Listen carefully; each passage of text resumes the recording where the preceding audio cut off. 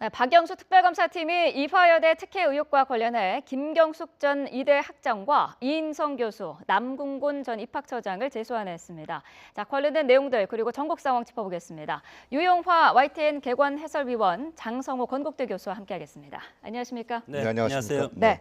자, 특검에 아침부터 소환자가 많았습니다. 조금 전에 김경숙 전 학장, 이인성 교수, 남궁곤 처장에 이어서 차은택 씨도 도착을 했는데 연휴에도 쉬지 않고 수사를 이어가고 있네요. 네. 그러니까 지금 이화여대 비리 사건을 이번에 좀 마무리 짓겠다라는 의도인 것 같은데요. 결국은 최공희 전 이화여대 총장 구속영장 청구에서 기각당하지 않았습니까? 특검팀이.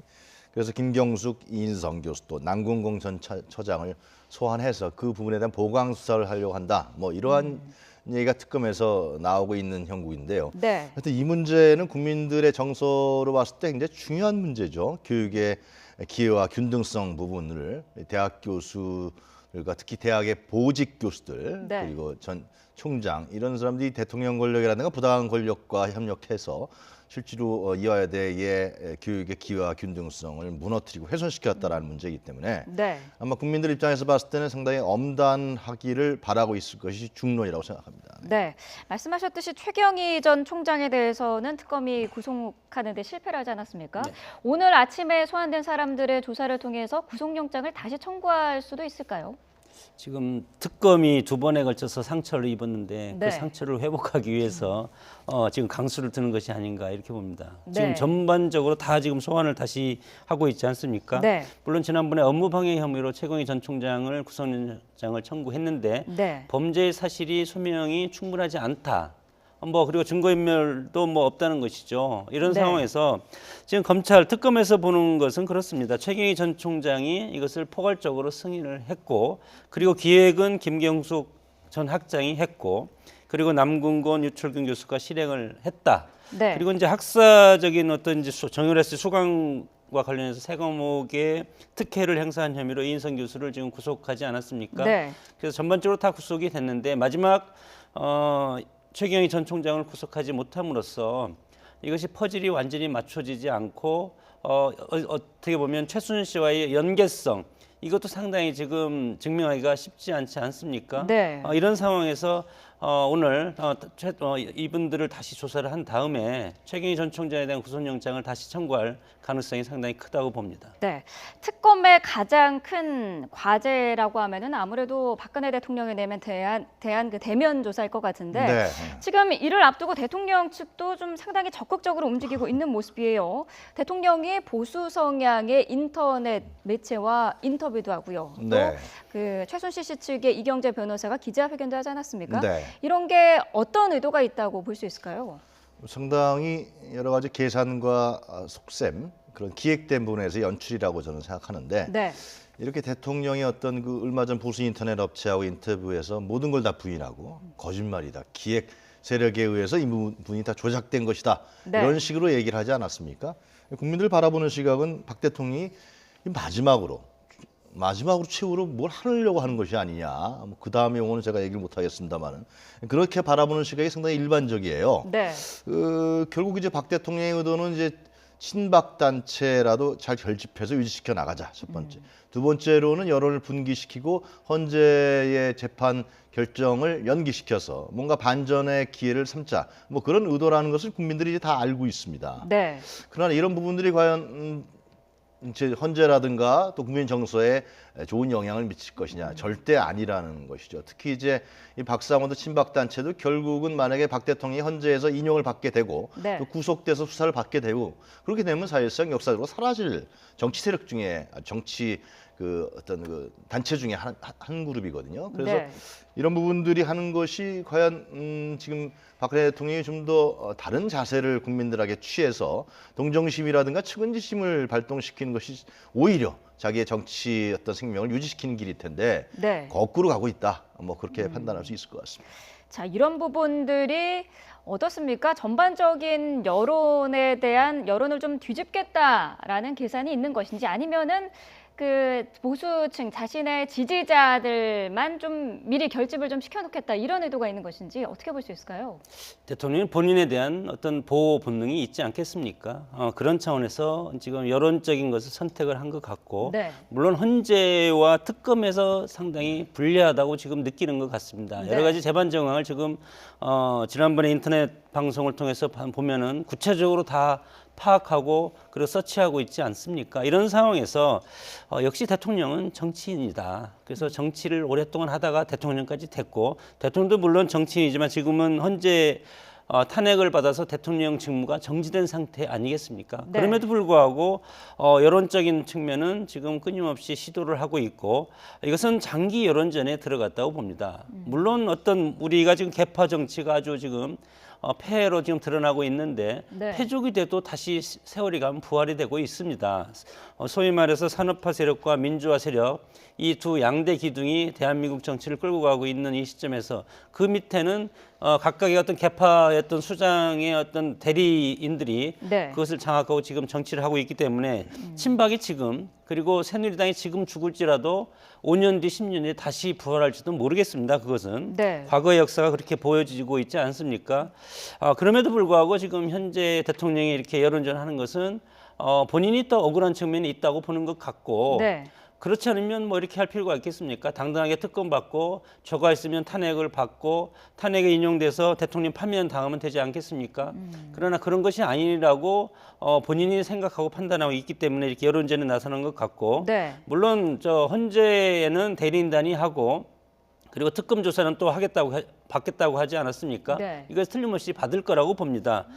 받을 거라고 보지만 가서 한 뉘앙스의 말은 인터넷 매체에서 한 그 말 그리고 대국민 담화에서 한 말 그 이상도 그 이하도 아닐 것이다. 네. 이렇게 봤을 때 결론은 결국은 사법당국에서 이거에 대해서 마지막으로 최종 헌재에서 판단을 해야 되는데 네. 궁극적으로 노리는 것은 지지층 결집도 있죠. 정치는 자기의 본능적으로 지지층을 뒤에 업고 정치적 행보를 하는 것 아니겠습니까? 네. 물론 이것이 국민 감정과 어느 정도 연계될지는 모르겠지만 장기적으로 보면 혹시 헌재에서 대통령 파면을 결정하고 사법당국에서 유죄 판결이 난다고 하면 자신의 정치 세력이 없으면 앞으로의 향후 5년, 10년 뒤에 사면 이런 것까지 저는 염두에 두고 이런 행보를 지금 시작한다고 봅니다. 네. 본인은 물론 개인적으로 억울한 측면이 없잖아요. 다 인간이 다 그런 거니까요. 네. 그러나 자기 자신이 했던 대통령으로 했던 이런 나라를 혼란시키고 국정을 농단시키고 국민을 속이고 이런 부분들이 좀 많잖아요. 드러나는 일입니다. 대한민국 국민만 아는 것이 아니고 전 세계가 다 알고 있어요.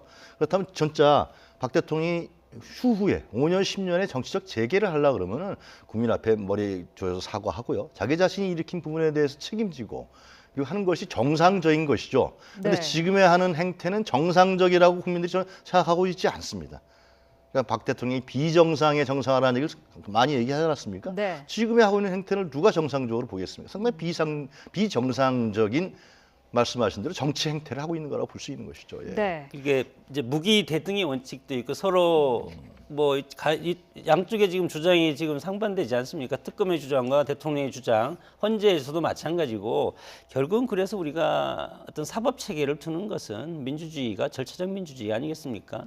사법 당국에서 결국은 판단을 해야 되고 네. 그러나 최근에 작금의 사태를 보면 사법부에서 영장 기각을 하면 그거에 대해서 또 저항하는 그런 사법 체계를 이렇게 인정하지 않는 네. 그런 풍조는 상당히 우려스럽다고 봅니다. 네. 그리고 최순실씨가 물론 엄청나게 국정농단을 했고 죽을 죄를 졌다고 하지만 이 처벌 또한 법적인 처벌, 법원에서 재판에 의해서 처벌을 해야지 이것이 민주국가 아니겠습니까? 네. 그리고 또 변호사의 조력을 받을 권리도 있는데 변호사가 최순실을 엄호한다고 해서 변호사 사무실에 계란을 던져가는 것은 저는 좀 우리가 자제를 해야 될 부분이라고 봅니다. 네. 자, 대통령 측의 마음을 좀 조급하게 만든 부분 가운데 하나가 박한철 헌재소장이 3월 13일 네. 이전에는 뭐 결론이 좀 내려져야 한다라고 밝힌 부분인데, 자, 그것과 관련해서 지금 대선이 결국에는 4월 빠르면은 4월쯤에는 이제 이루어질 것이다. 그런 관측이 많이 있습니다. 자, 대선 얘기로 좀 넘어가 보면은요.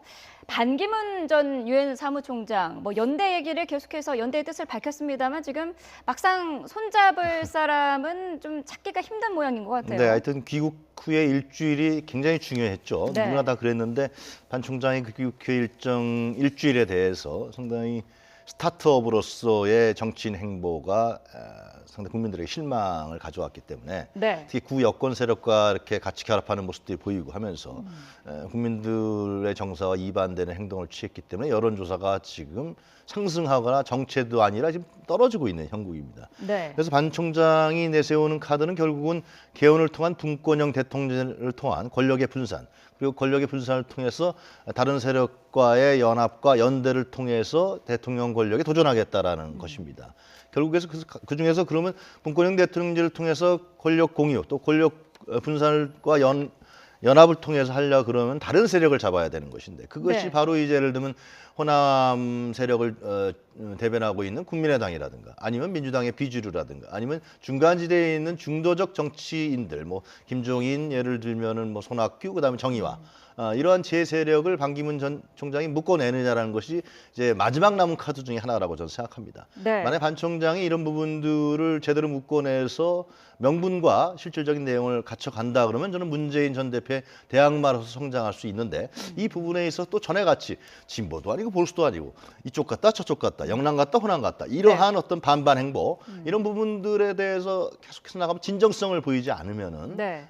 상당히 어려울 것 같은데 설 연휴에 이런 부분들이 어느 정도 가닥이 잡히지 않을까 생각합니다. 네. 네, 뭐 당장 오늘에는 손학규 의장과 회동 가능성도 지금 제기가 되고 있는 상황인데 어찌든 지금 그 지지율로서는 문재인 전 대표가 1위를 지금 기록하고 있는데 이 문재인 전 대표를 이기기 위해서는 반 총장 입장에서는 연대는 어쨌든 필수적인 거 아니겠습니까?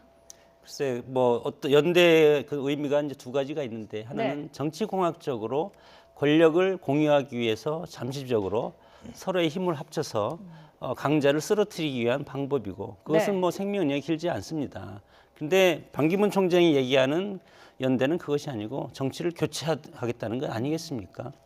그래서 어떻게 보면 반기문 사무총장이 처음에 국민을 화합하고 국가를 통합시키는 정치 화두 아주 모범적인 답안입니다. 정말 모범적인 답안인데 이 이상적인 목표는 있지만 구체적이고 실제적인 무기가 지금 없다. 그것이 이제 반기문 유엔 사무총장이 한계가 있다고 보는데 그것은 그겁니다. 우리가 이념적으로 지역적으로 두 개의 어떤 패권이 서로 교차되는 이런 시점에서 반기문 유엔 사무총장이 대권을 장악을 하려면 두 패권 중에 이념적으로 한 패권 그리고 지역적으로 한 패권을 장악하고 그다음에 이것을 기반으로 해서 대권을 잡아서 50대 1% 싸움에 나서야 될 텐데 지금 한쪽에는 문재인 전 대표가 완전히 장악하고 있기 때문에 이 비패권지대라고 하고 뭐 제3지대라고 하는데 사실은 제3지대가 기회의 땅이 아니고 회색지대입니다.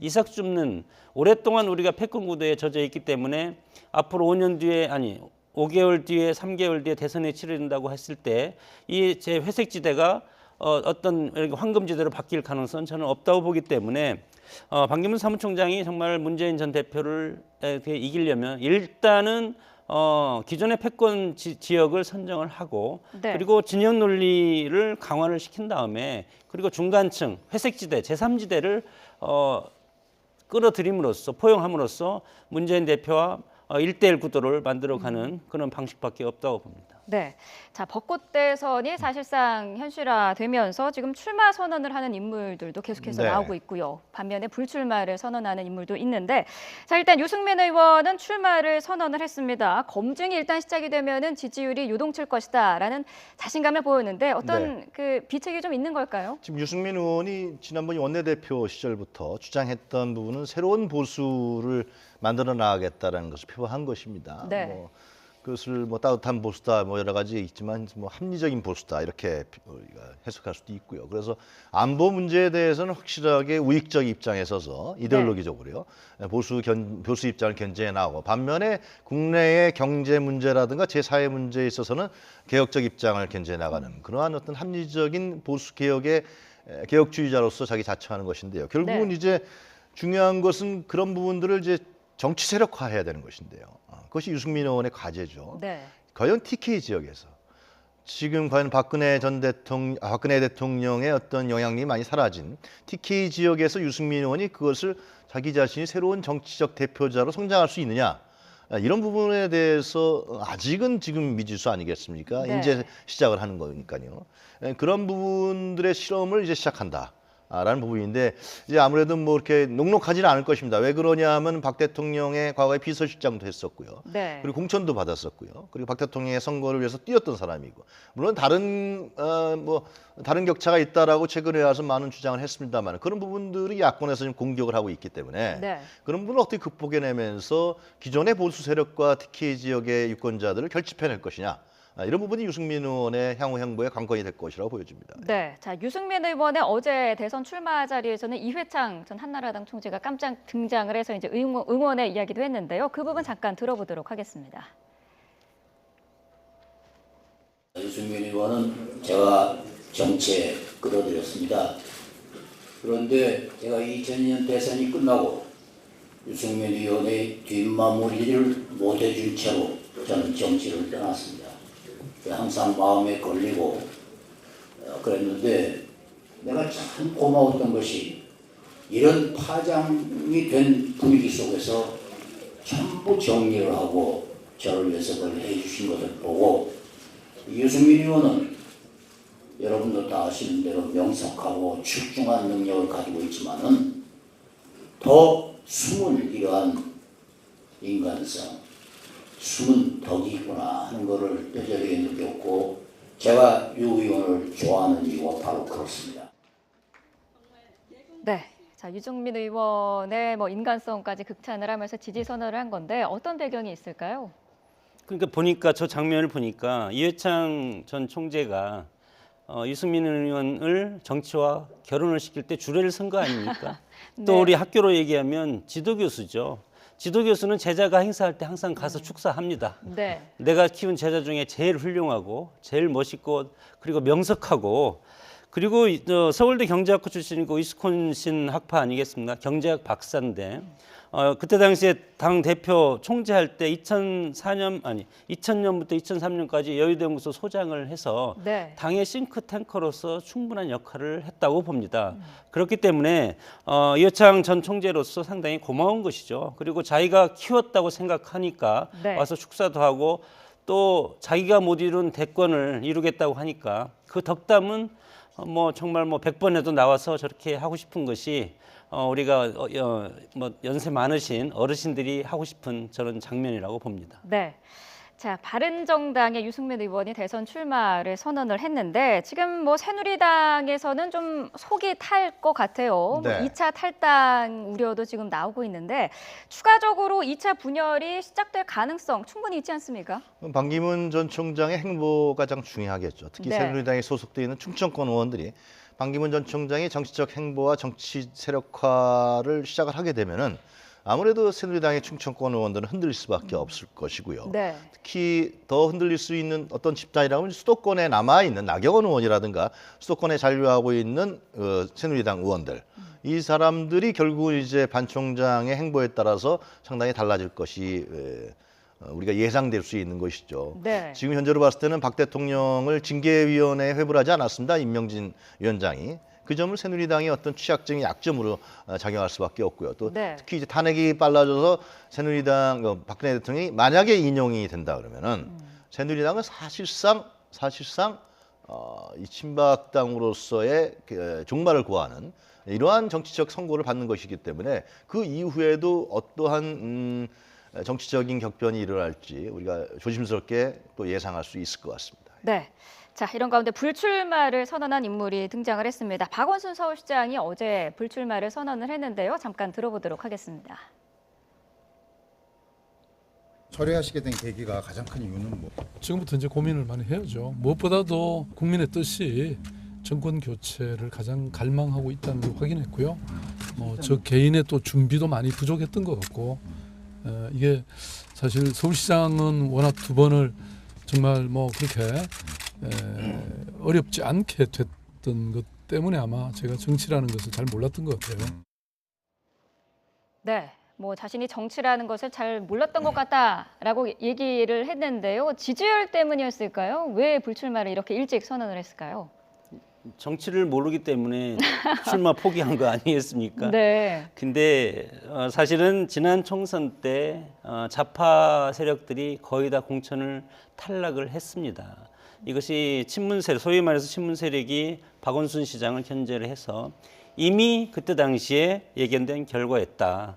그러나 본인은 서울시장을 하면서 서울시장을 한 다음에는 대통령이라고 다들 얘기하지 않습니까? 네. 그렇기 때문에 이제 대선을 준비를 해서 또 서울시장보다 그 다음에 선거는 총선은 3년 뒤에 있기 때문에 대선을 목표로 할 수밖에 없는데 저는 개인적으로 보면 지자체장들이 시장이나 도정을 팽개치고 대선에 오리라는 것도 나는 좀 개인적으로는 좋다고 생각하지는 않는데 네. 그런 측면에서는 아주 훌륭한 선택을 했다고 봅니다. 네. 그래서 명분보다 실리를 선택하지 않았을까. 본인이 저 다음에 기자들과 일문일답에서 두 번의 시장을 선거를 했는데 두 번은 너무 쉽게 내가 당선이 된 것 같다. 노력도 하지 않고 뭐 안철수 의원이 또 기부해서 네. 이렇게 시장을 만들어줬고 전혀 생각지도 않고 했는데 이렇게 시장이 됐다고 그랬고 네. 그래서 이번 이제 대선 끝나면 내년에 바로 지방 선거가 있지 않습니까? 네. 그래서 세 번째 선거는 정말 한번 철저하게 준비를 해서 서울시를 세 개의 도시로 만들겠다 이렇게 얘기했는데 네. 사실은 지금 박원순 서울시장이 서울시장 5년 가장 최장수 지금 시장이 됐지 않습니까? 그러나 뚜렷하게 서울시에 업적이 없다고 지금 평가가 그렇게 나오고 있습니다. 네. 물론 뭐 여러 가지 복지 문제나 이런 것은 많이 여러 가지 영향을 발휘를 했지만 네. 그렇기 때문에 삼선에서는 정말 서울을 세계적인 도시로 이렇게 만들 수 있는 그런 어떤 청사진을 들고 서울시장 선거에 나오지 않을까. 그러면 또 일석이조죠. 문재인 대표를 대통령으로 지지 선언을 하든지 아니면 적극적으로 이렇게 돕고 그다음에 서울시장 공천을 받는. 근데 받을지 안 받을지는 모르겠습니다. 그때 가봐야 알겠지만 네. 그런 어떤 전략이 아닌가 싶습니다. 박 시장이 어제 출마 기자회견은 지금 여론상으로 그렇게 나쁘지는 않은 것 같아요. 서울 시민 다시 돌아가서 네. 자기 자신이 했던 시민사회 세력에 대한 기반으로서의 시정 활동을 통해서 기반이 튼튼하게 하는 시정 활동을 여태까지 해왔고 그 네. 후에 결실을 만들어내겠다는 것인데요.